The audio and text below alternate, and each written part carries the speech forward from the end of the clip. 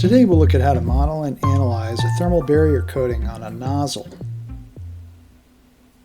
We'll begin by creating our simulation files. We'll select the Simcenter 3D multiphysics environment to create a coupled thermal structural analysis. We'll take the defaults for creating the solution. And for the nonlinear static step, we want to make sure that we select steady state. We could, however, run a transient analysis if we wanted as well. For this example, we'll just be running steady state. Next, we'll go to the idealized part, where we'll get an associative copy of our geometry.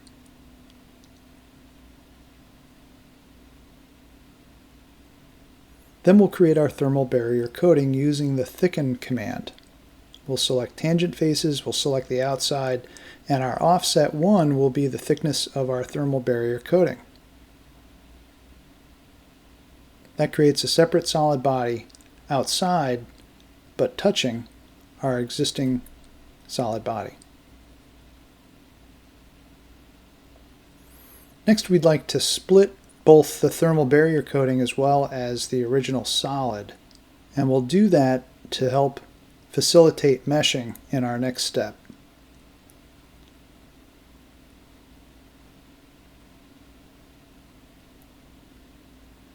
Since we split the bodies, and also since we have a thermal barrier coating, and we want a congruent mesh across all of it, we'll create glue coincident mesh mating conditions. Now we're ready to brick mesh our metal.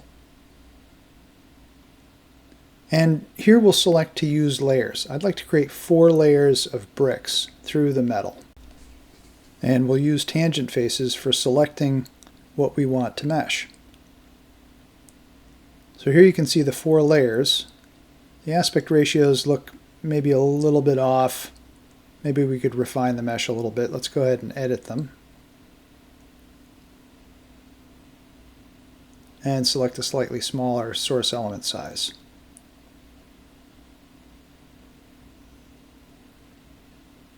Alright, that looks good. Next, we'll assign physical properties to our meshes.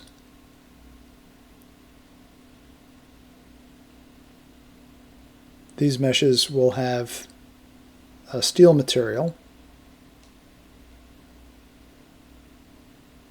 Here I'll select steel out of the library.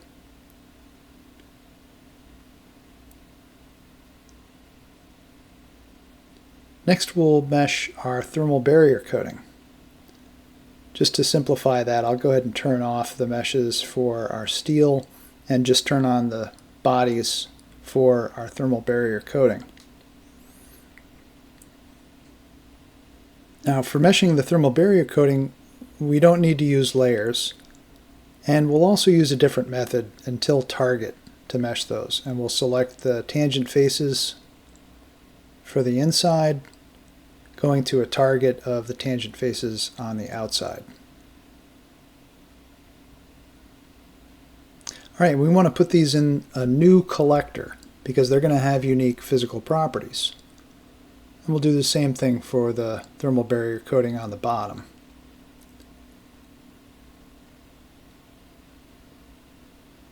And we'll put that mesh into the same mesh that our original thermal barrier coating mesh went into, so that they're together, and then we can give it a name, TBC, and a material.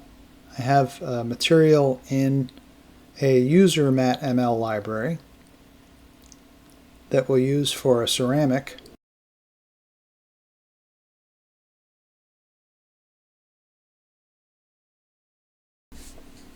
And we'll call that TBC. And just so we can see the difference a little bit better, let's go ahead and change the color for our thermal barrier coating. And now you can see we have our model created for our thermal barrier coating on our nozzle. Next, we'll go to the sim, where we'll define some thermal constraints first. Here we have a temperature on the inside of 68 degrees. We'll use tangent faces to simplify the selection of those interior faces, and a temperature of 700 on the outer faces.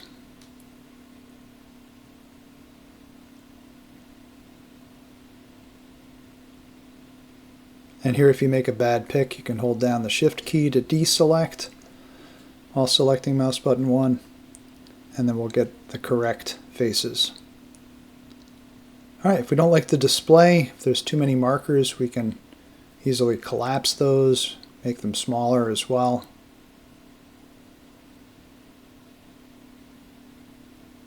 Next, we'll create some structural constraints. First, we'll create a user-defined constraint to constrain it in the X direction.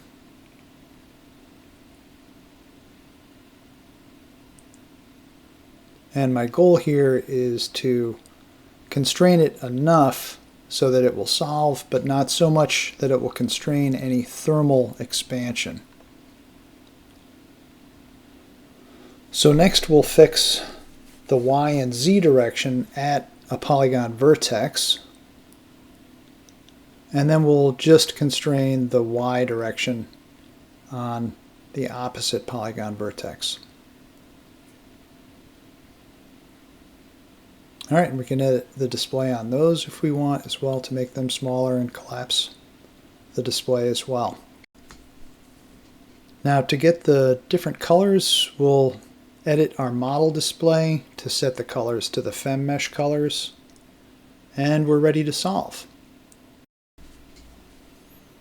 Here, I'll pause the video while it's solving, but you can see in the bottom right hand corner of the solution monitor that it takes a little over a minute to run, and then we can view our results. Now, since we've run a coupled thermal structural analysis, we have both structural and thermal results. First, we'll take a look at the temperature results, and we'll go ahead and hide half the model to see better what's going on inside.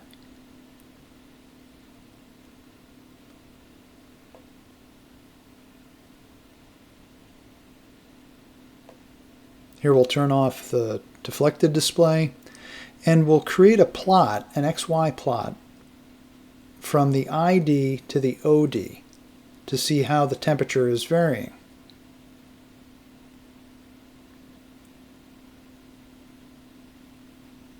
And here what you'll see is that the temperature varies gradually until it gets to the thermal barrier coating, and then you can see it varies quite rapidly. So you can see on the outside of the metal, it's only at 280 degrees, where it's 700 on the other end of the thermal barrier coating. All right, let's take a look at our structural results. Here we'd like to see the stresses. And again, we'll hide half the model. And then create a graph through the thickness. And we can use the same query curve. And here you can see how the stress varies through the thickness from about 35 KSI on the ID to about 34 on the OD. Next, we'll look at how the results would change if we were to remove the thermal barrier coating. So to do that, we'll go back to where we created the thermal barrier coating and remove the thicken feature. Then we'll go to the FEM and we'll update the mesh. And we can see that there's an issue with updating the mesh.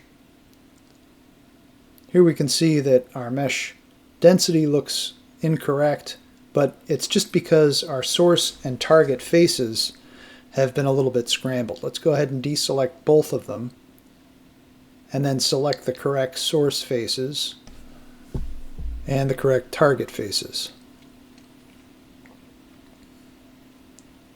And it remembers the rest of the mesh recipe. So now we can see that looks good.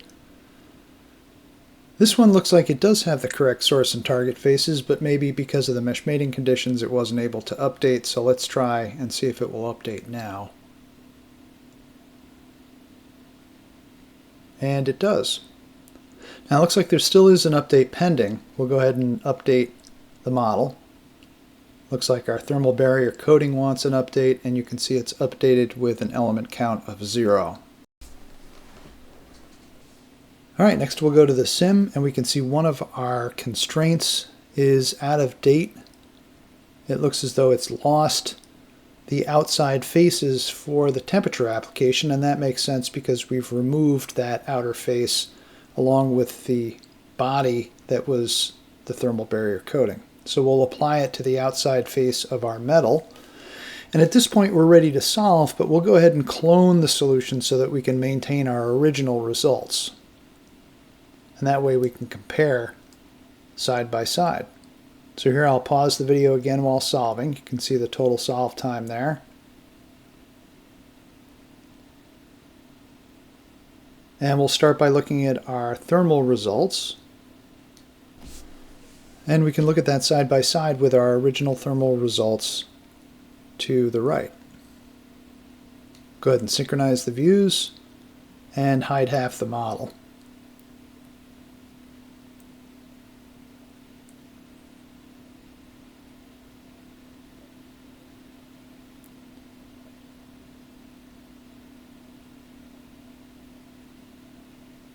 And we'll do that for our original results as well.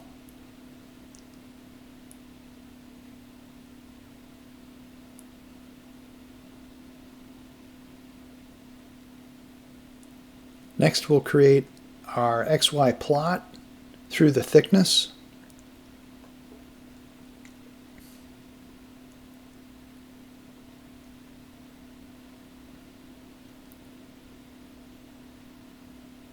And here we'll create a new query curve from the ID to the OD.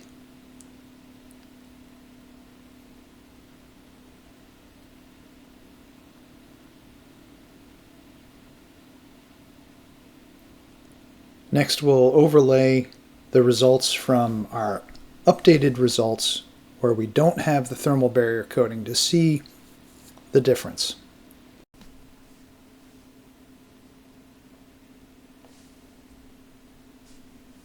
Alright, and then we'll overlay those results onto our existing plot. And there you can see the temperature difference between the metal with the thermal barrier coating and the metal without on the OD of the metal. It reduces the temperature by over 400 degrees. Let's see what the effect is on the stresses in the metal without the thermal barrier coating. So here we'll open up our stress results.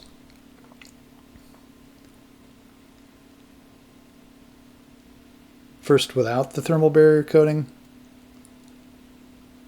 and then we'll open up our original results with the thermal barrier coating, and we'll hide half the model.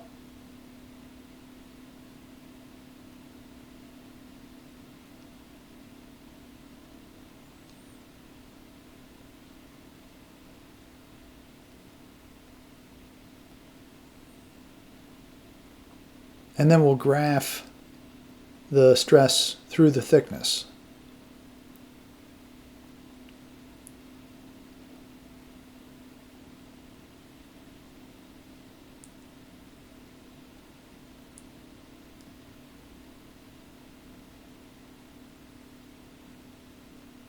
Alright, that query curve looks good. You can reuse that.